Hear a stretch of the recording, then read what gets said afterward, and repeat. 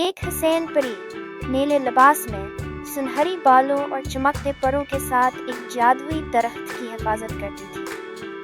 اس جادوئی درخت پر سونے جیسے چمکتے پھل لگتے تھے جو صرف نیکی کرنے والے کو نصیب ہوتے تھے۔ ایک دن ایک بڑا دیو جس کی آنکھیں لال اور جسم پتھریلا تھا درخت کو اکھاڑنے آیا۔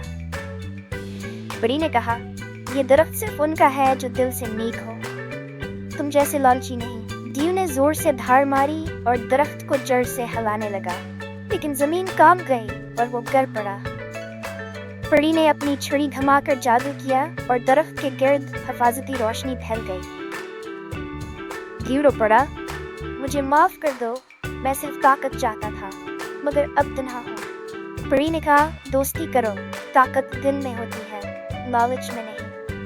دیو مسکرایا اور درخت کی حفاظت میں مدد دینے لگا۔